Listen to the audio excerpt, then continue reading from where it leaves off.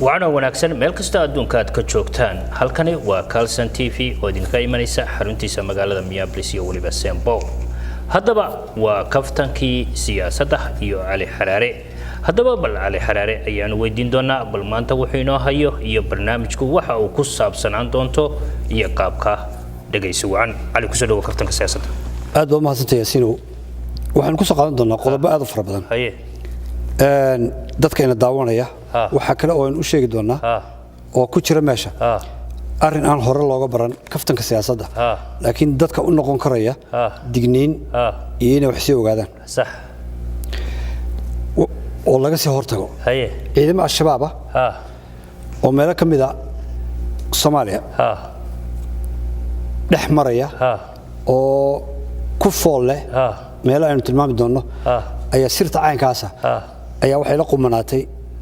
in aynan dadkeena ka qarin ee aynu daaha ka furno oo sidayno sax sirta aan soo gudbin doono ee shabaab ku saabsan iyadoo lagu dambaysin doona barnaamijka inta hore ayaynu geli doonaa waa hagaag allahumma salli ala maxamed waxaynu ka bilaabi doonaa Soomaaliya Muqdisho sida loo socono waxa jirta qadiyad la yiraahdo qadar ama Sacuudiga ama qadar raac ama Sacuudiga raac marka qadiyadaasi waxa ku galgalatay wadamo badan oo geeska Afrika siyaasadoodii qaar haruulaha ku dartay qaarna waxa ku furtay tishuush marka mowqifyadii la kala istaagay ayaynu qaar ka mid ah dul istaagi doonaa madaxweynaha dawladda federaalka ee Soomaaliya محمد عبد الله فرماجو أي إسقى لو أفرقري وح لو سوق بي إن لسينا دولة الصومالية ومدحك يا 6 مليون دولار كأمريكا واو هدي سعودية عربية رعلو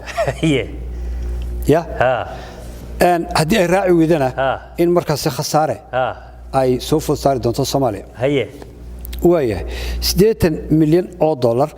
أما العق إن لهر دقو مدحونا الصومالية ما هو عصبة سو حروج شري أيان يدنا إيجي دونا حسن شيخ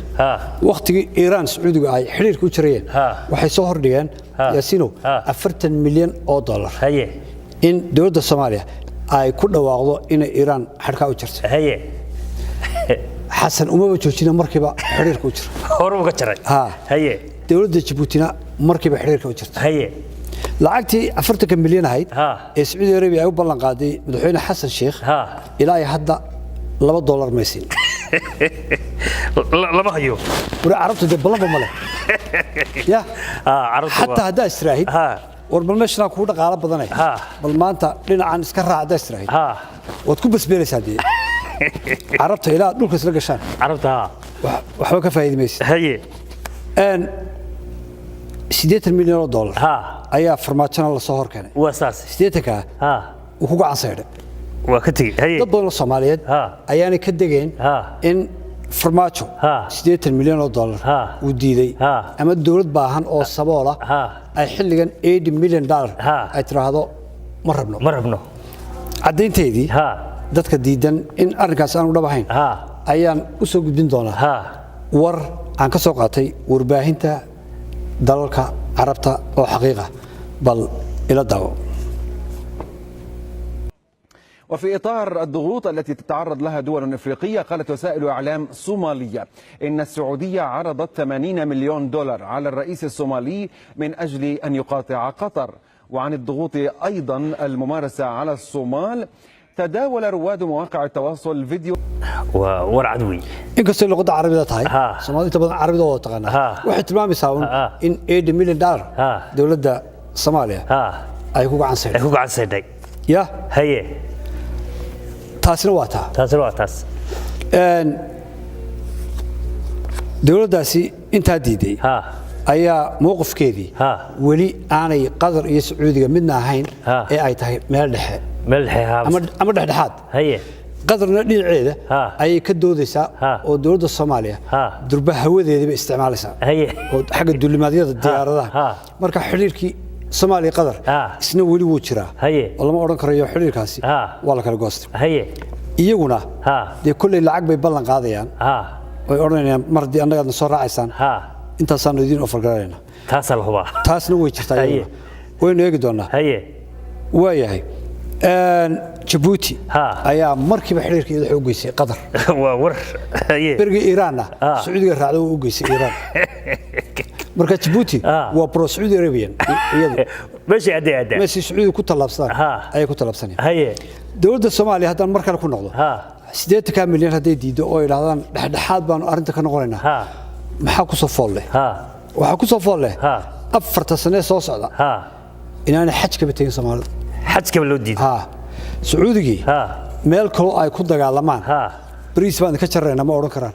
caanaan ka jarreynaa ma oran karaan xajkaan ka jarreynaa bilay marka xajka marka ugu horeysa ilaahay baa leh waana meel ilaahay lagu caabudayo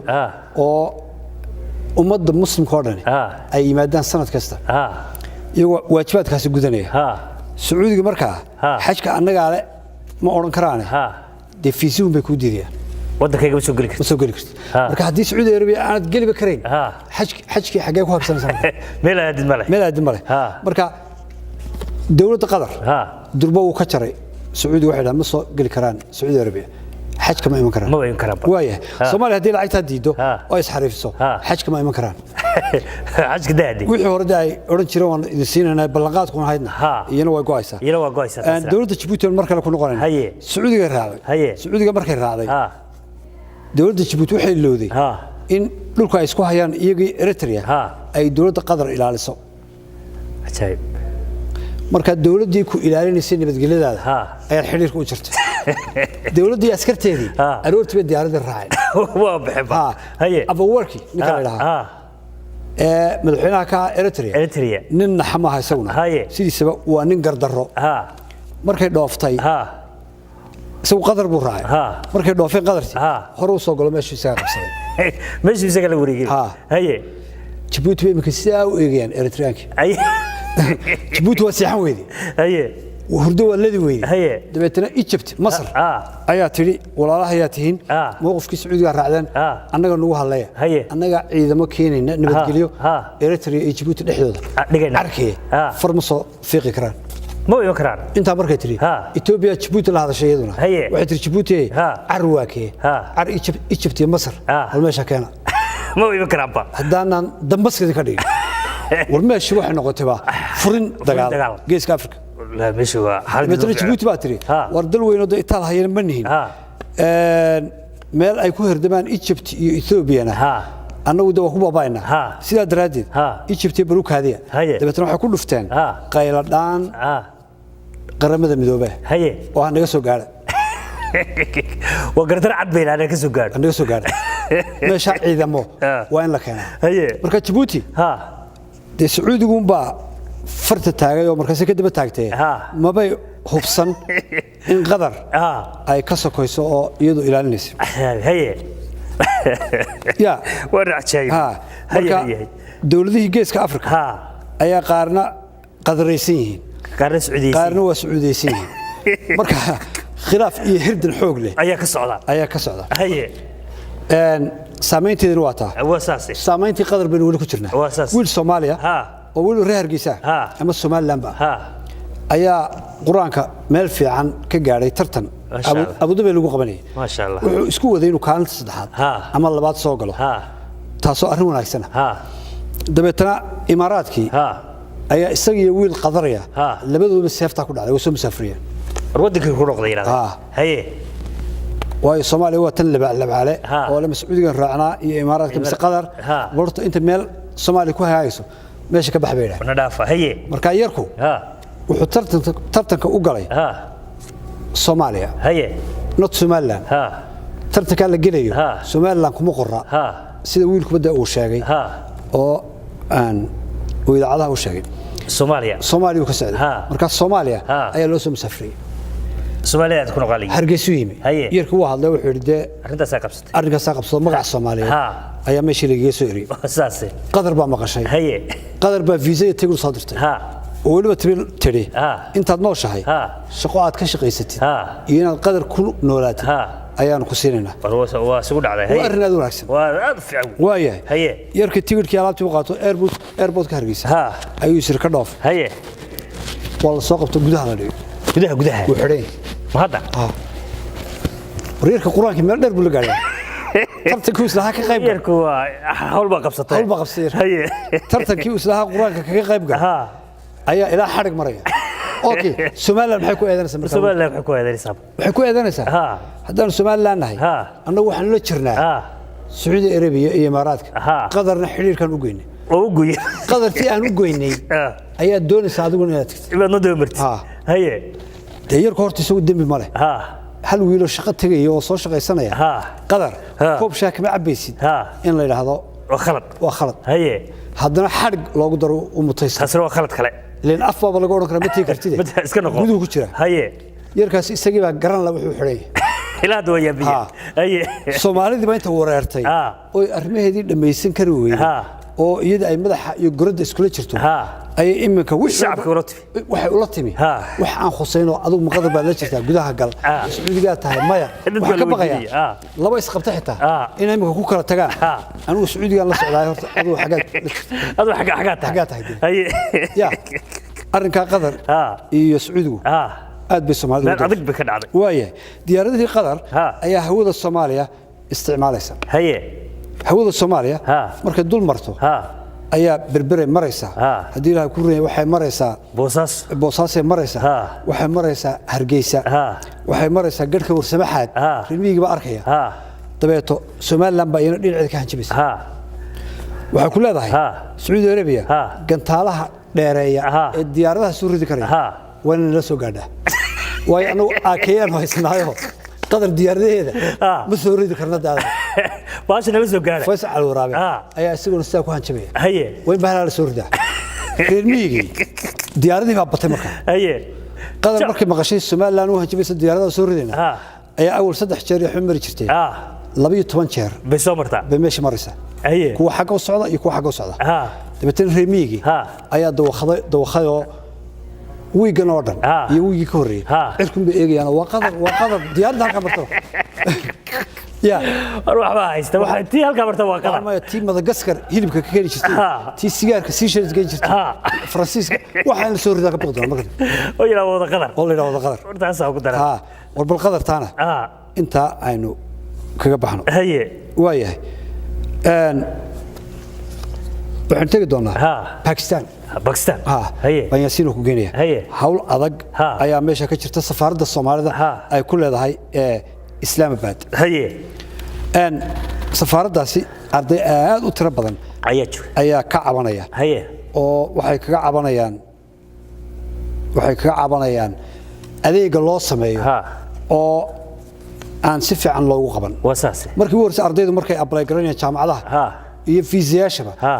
jaamacadaha gooni bay admissionka ay ula xiriiri jireen iyaga la xiriiri jireen dhinacan kale wasaaradda arrimaha gudaha ay la xiriiri jireen ayaad u tagaysaa iyaga fiisayaashooda toos Pakistan waddanka la yiraahdo safaaradaha oo fiisaha kama doonaysid waxaad la xiriiraysaa toos baad iyaga la xiriiraysaa safaaradda Soomaalida ayaa tiri Pakistan waxaas ma shaqaynaysaa annaguna aanu dheefteena ka helno annagu aanu fiisayaasha ardayda idin dhaxayno haye waaye safaaradda Pakistan waxa safiir ka Khadiija Maxamed Makhsuuni gabadh la yiraahdo Khadiija Maxamed Makhsuuni haye Makhsuuni waxa way gabadhaasi waa gabadhii afadii ama marwadii Abdikariim Guuleed oo mar ahaa madaxweynaha galmudug haye xaaskiisa ama afadiisi weeye wasaas waayahay safaaradda Pakistan ardaydii khaatib bilaab ka istaageen haye dabeetana doodoodii bay keeneen safaaradda haye markii doodoodii keeneen iyo in lagala daahayo process misal qof baa doonaya Soomaaliya inuu aado fiisihii ayaa ka dhacay cusboonaysanaya lacagti baa laga qaadaya safaaraddii fiisii baa lagala maqlanaya muddo haye ardayga markuu soo noqnoqdaba weli jawaab ma nahin baa leh iska joog balba an kale haye marka dad waxba laga yaabaa in fiisi ardayda meesha ay kaga dhacdo oo la tarxiilo ama in ardayda meesha ka yaacaan markii de waxaan uma adkaysan culayska badan India iska galaan iska yaacaan iyo Bangladesh haye waayahay safaaraddii ayaa si toos ah iibinaysa scholarshipki haye dastuur iyo sharci iyo dhaqan iyo ummadda Soomaalida way xamili karayaan ma doonayaan inay ku dhaqmaan sharciga dawladdiisa aaminsan tahay qofku wuxuu ka doorbidayaa mid kontrabaana oo musuqmaasuq ka buuxo marka musuqmaasuq aynu taabanayna si looga waantoobo oo safaaradaha kale ay uga waantoobaan wasaaradda arrimaha dibadda ee Soomaaliduna ay dabagal ugu sameeyaan safaaradaha Soomaalida oo u sheegaan shaqadooda dhabta ah sax waayahay musuqmaasuq meesha ka jira weey injineernimada iyo jaamacadda dawooyinka labadaas aynu eegi doonaa oo scholarship ay bixiso dawladda Pakistan safaaradda siinaysa wasaas waxa leedahay مثلا 15 arday oo Soomaaliya oo idinku soo doorataan ayaanu siinaynaa jaamacadda injineernimada mahandis lagu barto iyo ta medicinka dawooyinka waxa lagu barto wasaas waayahay safaaradda baa iibinaysa markaa safaaradda laftigeeda injineerinkii 3000 ilaa 4000 dollar ayaa laga siinaya medicinkii tii dawooyinka ama caafimaadka waxa laga siinaya oo safaaraddu ka siinaysa inta u dhaxaysa 5000 ilaa 7000 dollar la inaga wax aragna marka ardayga shahaadooyinkiisa marks ay fiican yihiin ee tacliinta leh ee aan haysan 5000 dollar ilaa 7000 dollar ma geli karo jaamacadda dawooyinka waa dhibaato mustaqbalka oo dhan baa la dilay ya وينو متر رخيصة ورسكرها سدا وودو وسكرها وودو شيب كيسو لحساب تمام مركا سفارة بعد لا جورجور تميسا ورن الحكومة يقصي سان مايا متكلا دبده تاجون تضربك كل ستة أنتي وحيسيتهم ما مركا وحيسة أنت ساكو بحيسة أو هذا كلام يانا هل كارتو والله قلنا هذا في زياشة ينا والله عق بروسيس كورقة دوكمنتس كأرضي الأردن والله شام عضو وحاصل والله عق أرضي مركا عبطي أو تكتي قاركودنا وحيسة ميا المظاهرات قدومي هوري ee jaaliyada Soomaalida ee Pakistan ku dhaqan waa Islamabad ayaa safaaradu 6 June bishan aan ku jirno ay gudaha dhigeen gudaha xagee ku xidhan qol kamid ah safaarada ayaa xabsi laga dhigay marka waa lagu xidhayaa qofkii dal ay safaaradu Israa'iil inuu wadi fahamsan yahay halkaas lagu ridaa jeelka la dhigay 13 bishan June ayaa iyana 5 arday oo kale oo safaaradu ay leedahay arrimaha iyo policy-ga iyo waxa ka soo horjeeda ayaa gudaha la dhigay safaaradu ku xidhay qol kamid ah markaas loo soo galiyaa suunka keen saacada keen fargashiyada keen waa laga saaraya waa xabs caadi ah 3 saacadood ay ardaydaasi huurka ku jireen iyo kulaylka ninka hore gudoomiyihii hore jaaliyada Soomaaliduna 7 saacadood ayuu halka ku xidhnaa safaaradu markay dadka xidho iyada qul u hanjabi mayso inta xidho sii dilmaysay waxay ugu yeedhayaan booliiska Pakistan booliiska marka telefoonka loo diro not only booliiska maaha waxa yimaada qolooyin la yiraahdo argagixis la dirirka kuwa sabacay islaamka waxa sameeyaa waxay yiraahdaan gaalada ayaa nagu eedeysa inaan argagixisanahay iyadoo diinteena muslimka laynagu cadaadinayo arrinkaas ayaa dadka muslimku ay ka cawdaan waxa jirta yaasiino muslimka laftiisa ayaa markay iyana doonayaan halfaa isu qaadaan oo ay god isku ridaan ay farta isku fiiqaan markaas yaasiin waa argagixisadu kamid yahay sicirka lagu aado marka ardayda baa loo adeegsanaya leeyahay argagixisaan baan uga shakinay ma oranayaan lacag iyo waxbaan isku haynaayo arrimaha iyaga waxbay soo yaraan dabeetana faraha laga dhigayaa saxiixa laga saxiixay kuwa oo dhan in argagixisada ay kamid yihiin kuwii argagixisada imanaya kuwii arrimaha booliiska imanaya hol balgelinaya labada Soomaaliya u dhaxay ciidamada war meesha dabdamisku baan loo yeelay ciidamadii firefighters mooyaan intii kale ku dhintay marka ardayda waxa ku dhacay argagixisa ku dhacay safaaradda first secretary-geeda Cabdullaahi Xaaji Daawud baa la yiraahdaa Cabdullaahi Xaaji Daawud second secretary Ali Sheikh baa la yiraahdaa Ali Sheikh wasku third waxa la yiraahdaa wuxuu ahaan jiray salaad baa la yiraahdaa eegada meesha waxa ka jira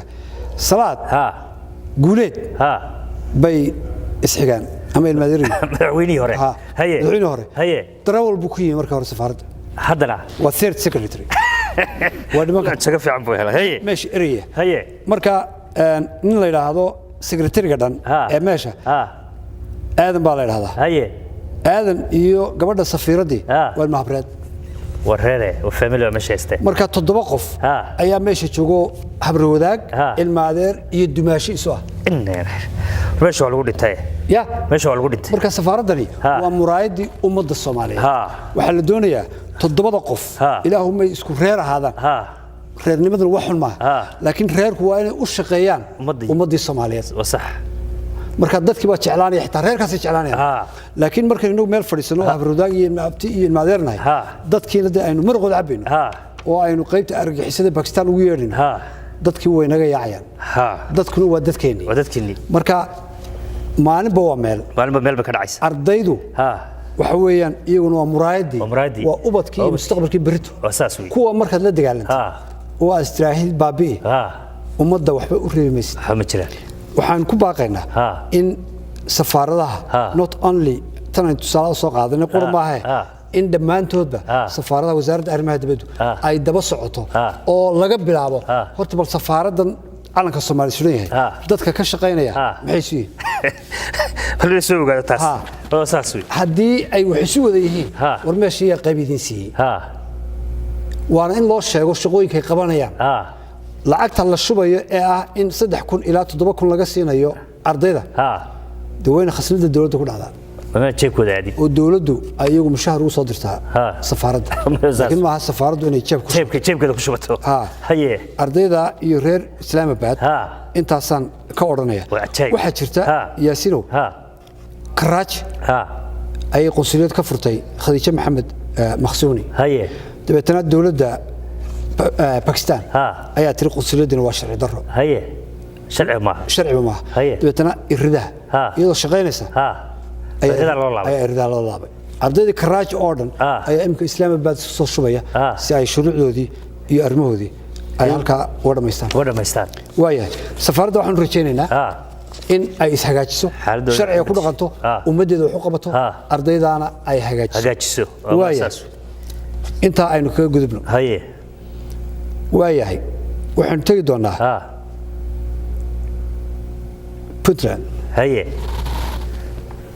Puntland ayaan tagi doonaa Yaasiin Puntland maxaa ka cusub kalfadhigii 9-aad ee golaha baarlamaanka Puntland ayaa la furay toddobaadkan ama 2 bari ka horba dabeetana waxaan eegay qaabka meeshii xaruntii baarlamaanka meel aad u qurux badan oo aad yaabisid UNDP-da ayaa kuraas fiican iyo miisas iyo qalab communication-ka waxa qaabilsan ayaa meeshii la dhigay aad bay u qurxatay runtii aad baan ugu helaa anigu kuraasta beriga hore lagu fadhiisan jiray iyo noocan waa nooc mid la wada fadhiyo baarlamaan rasmi ah weeyaan ayay meesha u egtay islama dhici karaan kursi la isticmaali karo maaha marka kuraasta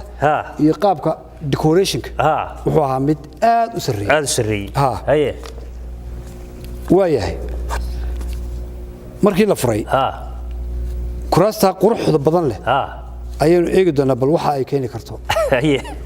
waayahay Puntland waxay u baahan tahay kuraas iyo miisas qurux badan iyo mikrofoono mise waxay u baahan tahay shaqo adag marka ugu horeysa 19 sanadood ayaa xildhibaanadu 66 ahaayeen oo aan la ogolayn in la sameeyo xisbiyo kala aaraa duwan oo dadku ay isku soo shubaan 66 waa qabiil ahaan bay u fadhiyaan reeray matalayaan waayahay waana la kala badan yahay 66 ilaa 30 ayaa isku meel maraya isku hayb noqonaya marka yes hadii la yiraahdo iyagu baa badan no hadii la yiraahdo iyagu baa badan wayntooda la raacaa 19 sanadood أين بقى يستاس اللي بتشوف يستاس عنيس أوكي بيطلع ما حب أنت كراس قروح بدن بس حب إن الله هجاتشوا كراس تي ميساسك بس كرسي قروح بدن له نينك كفر يسنا يا إنه يهاي نين توسن كم معقولة نكاس كفر يسنا يا نكو يهاي بمن إله نينك مو جنبر كفر يسنا وينه يهنيك نين ومديس وشقينا ما كرسي وكفر يا mid ay dadku daawadaan aad u qurux badan ninka ku fadhiisanaya ay ku xirantay horta kuraasta rag yar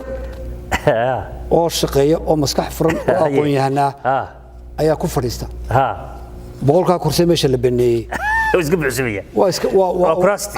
waa muuqaal niman baarlamaan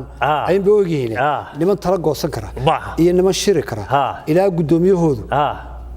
waxa weeye waa one man show waa in madaxweynaha loo tago gudoomiye tago miyaa shiraya sida askartii mise waa kala diraa ma aynu shirina inakan Dubai baan isku aadanaa hore u siraaciya intay maqanahay si aan uba shirinba inaga marmeesh waxa laga shiraya ama ajandu waa mid madaxweynaha xafiiskiisa laga soo qaadayo waa la hor dhigayaa akhriya li warqadan yes bilay ninka laga dareemo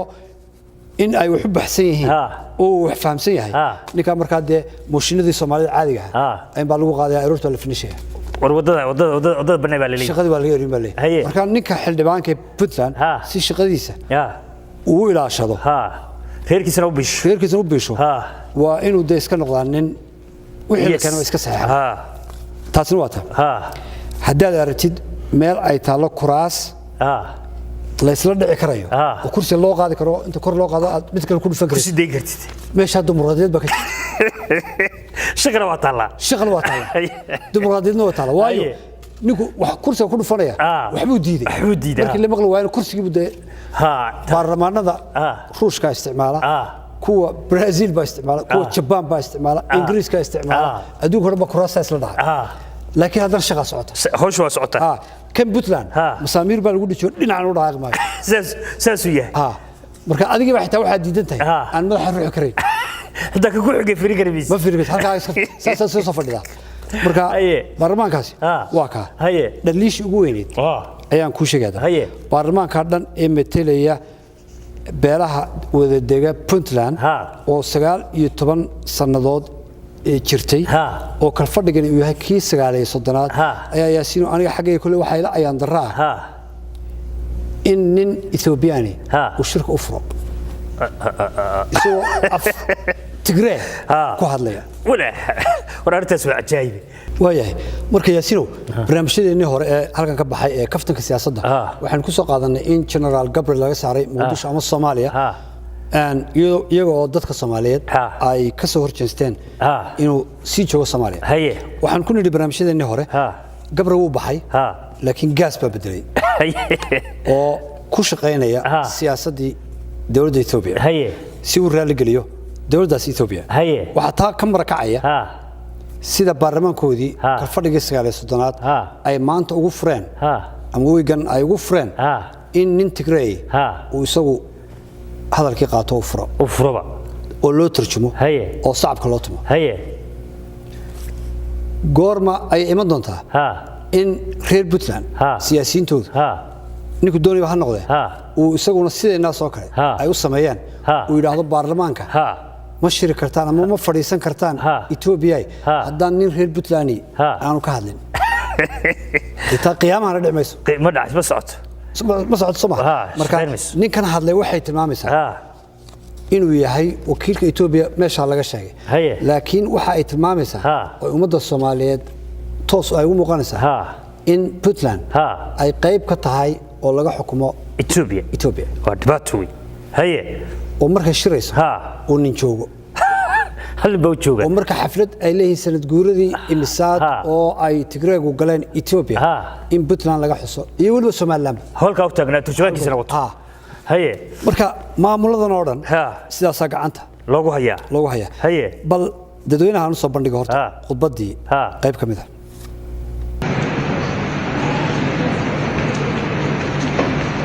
President محمد علي قاسم بطلان مسرات البلد مدرع عبدولي محمد علي قاسم تعبيرنا مسرات بطلان كبور أحمد علي حاشي مدرع أحمد علي حاشي الجميع تعلمنا يتكبروا برلمانا يتكبروا برلمانا قمنا شرف برلمان بطلان የተደረገላችሁ የጎሳ መሪዎችና ሃይማኖት አባቶች علماء الدين والسمدة يدك شرفت كسر حيجرين حفلة المقامة البرلمان كان وقف رئيس ሲቪል ማህበራትና ጋዜጠኞች ጆርናሊስት ቁርአን መርሐባና እንዲሁም ዓለም አቀፍ ድርጅቶች የዓለም ዓለም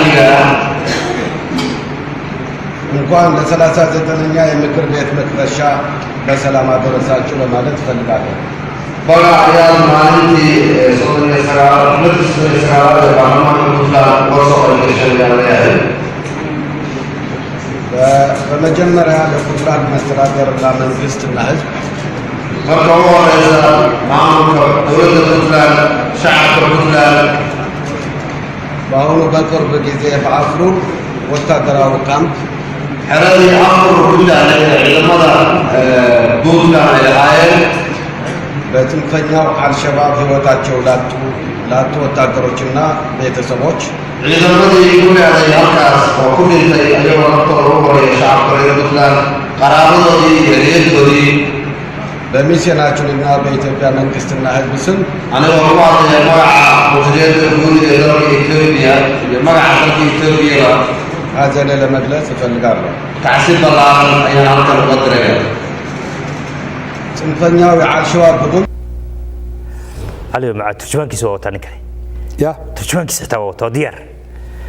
يا قلت ده سمع وياه انت aynu kaga baxno Puntland haye Puntland waxaan u rajaynaynaa in ay isku tashato in dhulku yahay dhul Soomaaliyeed Ethiopia waa ummad aan darisna oo saaxiibanahay laakiin ilaa xadka gurigeena gudihiisa inaan soo galino baarlamaankeena dhex fadhiisano sharci iyo dhaqantoona maaha baarlamaanku 66 kaasi waa inay dadku ku dadaalaan in ay sameystaan xisbiyo siyaasadeed oo u loolama doorashooyinka Puntland waa inay sameystaan in ay furaan baarlamaankooda oo yiraahdaan 66 baynu nahay muddo 19 sanadooda Puntland way ballaaratay duruuftuna way sii ballaaratay aynu wax korsano oo aynu wax qaybsano oo sinaan iyo cadaalad iyo horumar aan ka shaqeyno intaasna ka baxayna fariintaasna u direynaa Puntland waynu ka tageynaa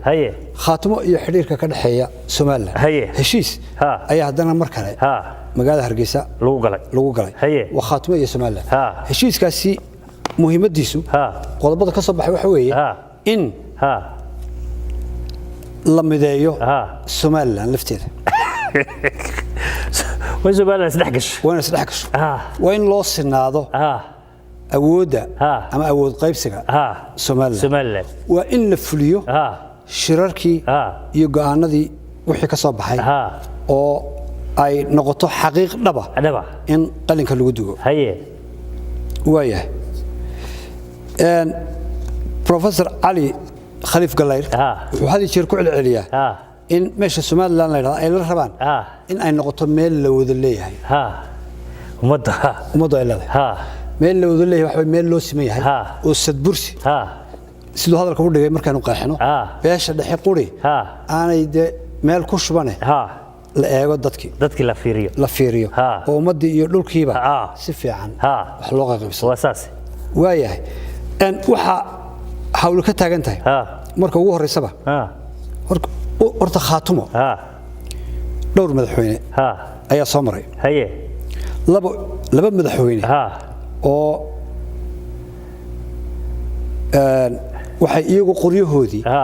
iyo hubkoodii iyo ciidankoodii wata ay u galeen meesha la yiraahdo Puntland waa Birin iyo Garaas Axmed Garaas labadaasiba waxay galeen iyagoo hubkoodii wata Axmed Karash iyo labadoodba waxay galeen meesha la yiraahdo Garowe wasiiradii labada halka ay dhig madaxweynihii kale Cali Khaliif isagu wuxuu u galay Hargeysa isagoo laakiin aan qori wadan isagoo bilaa qoriya la galay isagoo bilaa qoriya isagoo ciidanka ka tagi SSC Saleebaan حاجة توسية أيه يسوون مع قريش اللي قري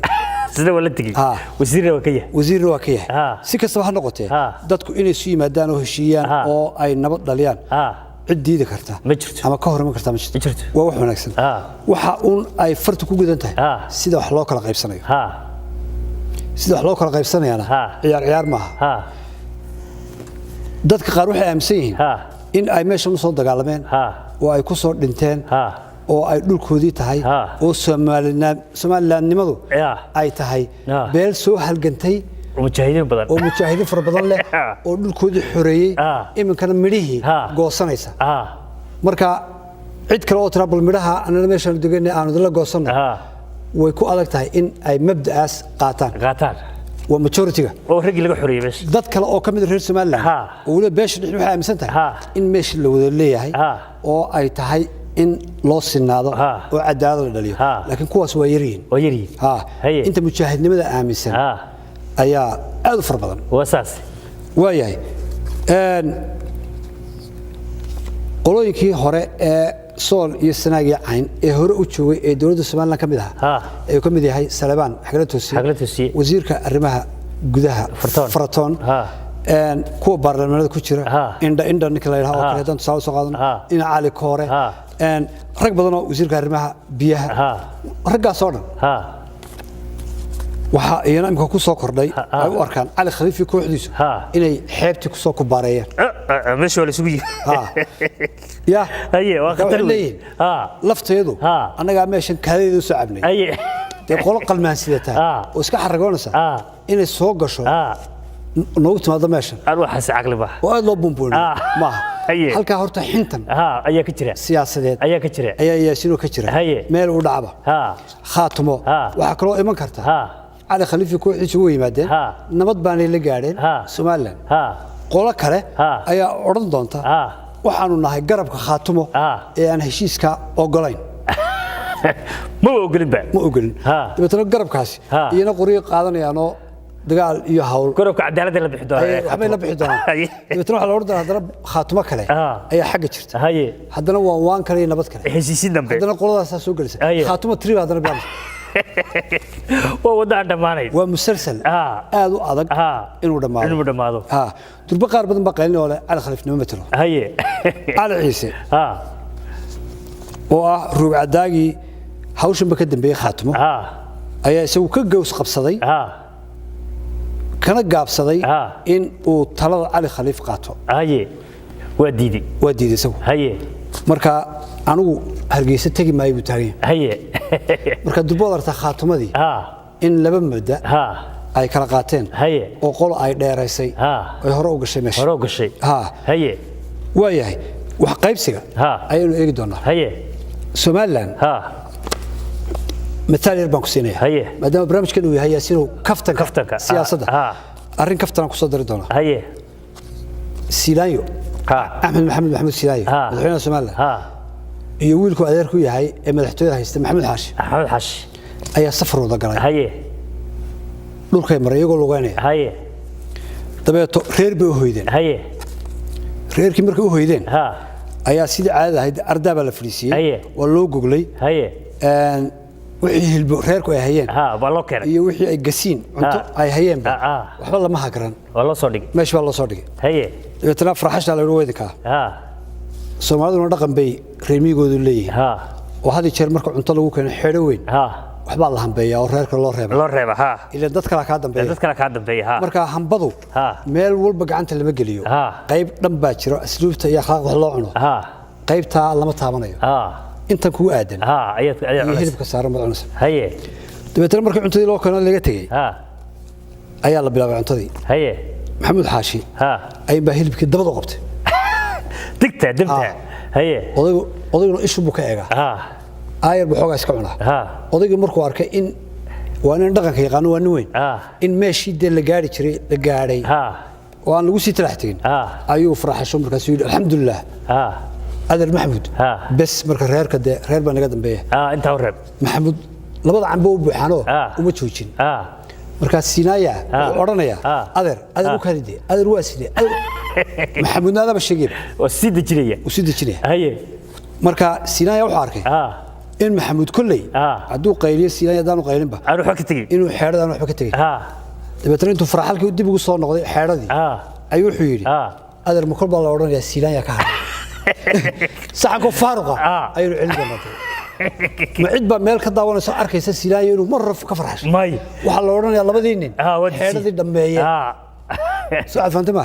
marka xeero labadan nin ku fadhiyaan u malayn maayo على خليف inuu ka warkeeni doono oo oran doono labadan nin waxbay soo reebi doonaan iska sug oo meesha loo sinaado oo aad buu adag tahay waa adag aad lama bisla waxa la mariyaa 27 sanadood 27 sanadood xeeradii labadii nin baa weli wada cunayday iyaga weli way dijinay saas ku socod kale ay ka dambayso iyo in cid kale meesha ay la wadaagto taas waxay u baahan tahay oo qaadanaysa waqtiga khaatumada intaasan kaga baxaya waayahay waxaanu eegi doonaa arrimaha dhinaca faniga ayaynu mar ku noqon doonaa horta arrin baa jirta Hargeysa timo jarayaasha ama ra'iislayaasha ninba sidoo u yaqaan ayaa rag baa muddo dheer ra'iislayaal muddo dheer waqti dheer waliba qolooyinka gaboyaha leh ayaa professional iyaga shaqadooda anu ilaa yaraantaydii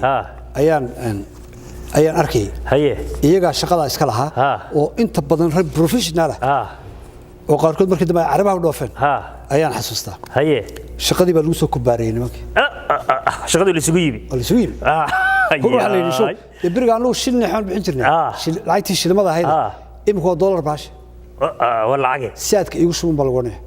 وش ويس تبيه هذا وديد أي من حاجة نك جرعسة ساد وش ويس مرة وهذا ما يسمى وكسات تلو جينا كي مريكنك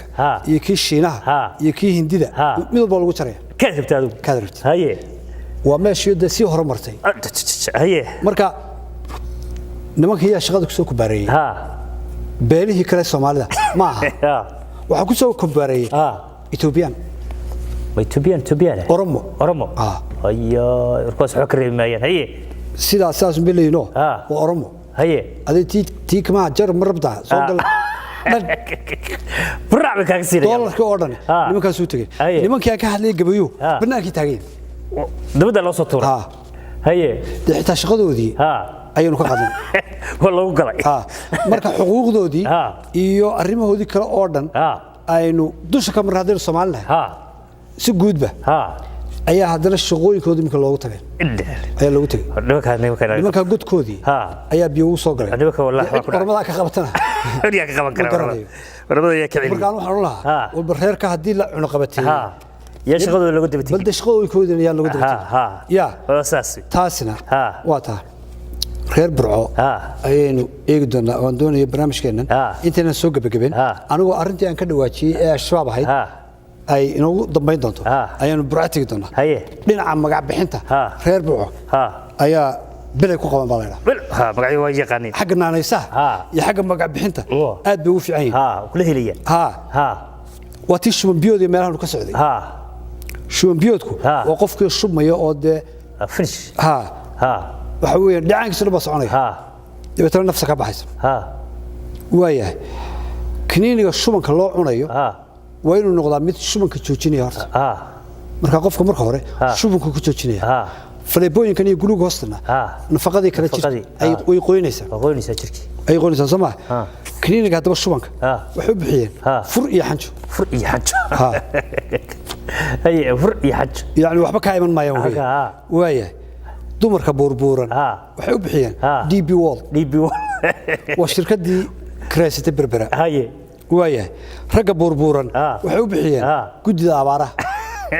saasoo dejinayaan oo waana niman balbalaarin baa leeyahay nimanka abaaraha waayahay xaaraanta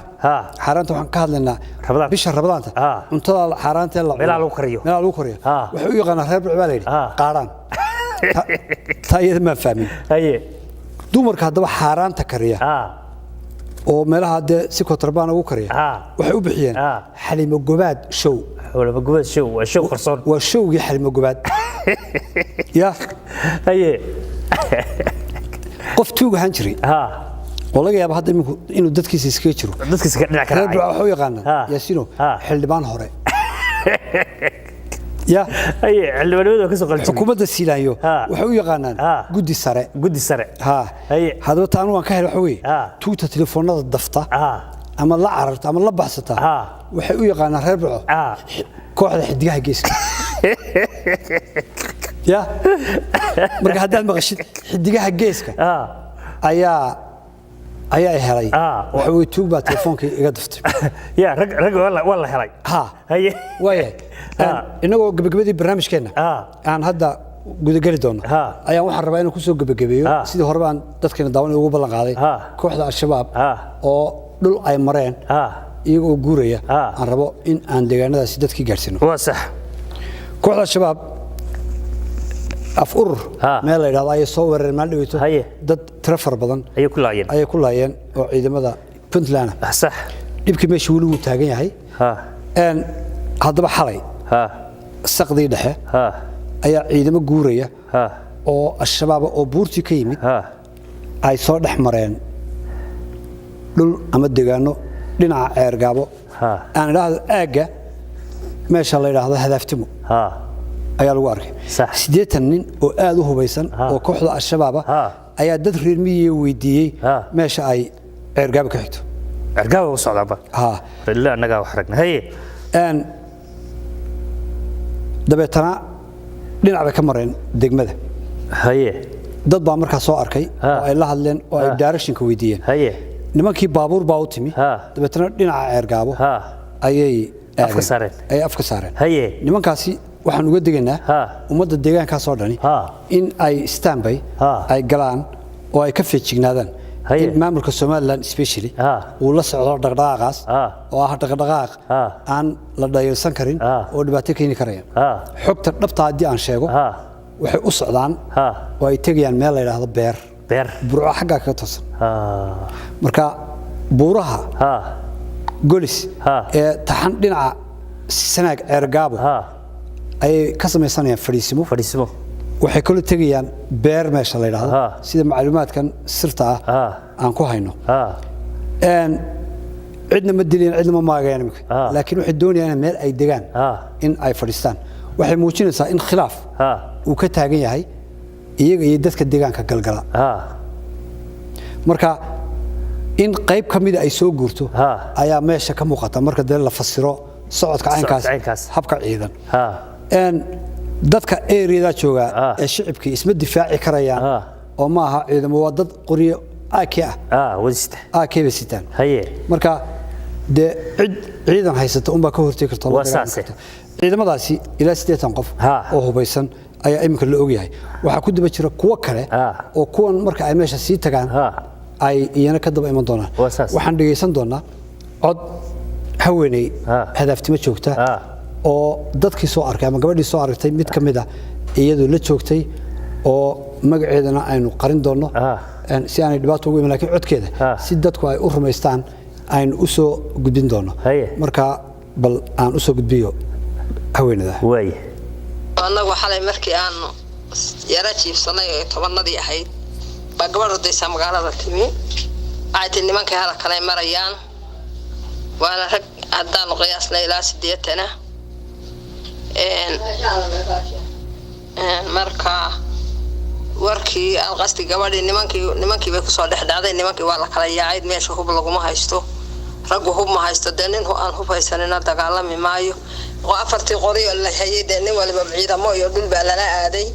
oo tiidana ciidamayn jiray oo afartii huwa daaq afartii qori oo haray dawaa qola walba meel baa meeshii la hadba furin oo la joogay bay la tagtay hadday la tagtayna de maxay haytay meesha waxaan joogaa horta hadaftima waxa jooga waa ciyaal iyo dumar yaa faraday oo kicii waay ragii waa ka tagay waa in dhooftay iyo in xeebaha jirta iyo in hargeysa taagan iyo in xamar taagan iyo inta afarta kale waxa joogaan la baran la boosaaso horta waxa jooga hadaftima waa dumar iyo caruur xaafadina waa maran tahayba xaafad waxa u soo hoyda marka aad 10 guri dhaxsid hal guri lagu jiraa waxa xaafadi waa cidla waa laga wada dhoof marka horta dhibaatadaasi waa jirtaa midda kale waxa la idin ragii goorta yaaceen oo maxay kula hortagaan nin hubaysan oo bombadiisita oo qorigiisita oo baadkiisita oo de wax walba sita lama dagaalama kartid alqasti nimanka haddaan u darninay nimankaasi waxa weeyaan kulli waa niman reer waqooyi ma aha nimankii koonfurta way sababta baabuur baa ka daba marka waad maqlaysaa warka Soomaaliya baabuur baa markaa nimanka u timi oo qaaday ayay gabadhan leedahay waxaan mar kale uga digaynaa dadka barnaamijkan daawanaya ee ku dhaqan areadaas laga sanaag ilaa tog dheer in ay ka feejignaadaan oo ciidamada ammaanka ay waliba Soomaaliland ay soo gudbiyaan haddii arkaan ciidamo ama dad wada socda oo hubaysan oo fara badan oo ay ka shaqeyn haddii arkaan in warbixintaas aanay guryahooda la tegin la aamusine ay markaba u gudbiyaan xukuumadda si markaasi looga hortago waa dhibaato taagan oo xaqiiqo ah oo dadka shacabka ku keeni karta dhibaato in xasuuq lagu sameeyo waxaan ilaahay uga rajaynayaa in dhibaatada iyo masuuliyadda nimankaas ay wataan in ilaahay baalmariyo iyadoo wali gabagabadii imka lagu jiro bisha Ramadaan barnaamijkeena Yaasiin maanta intaasi ayaan ku soo koobaya way cali aad iyo aad mar labaad iyo mar saddexaad ba u mahadsan tahay waan ugu Yaasiin Ducaale waxaan kaga tagayaa sida iyo nabad geliyo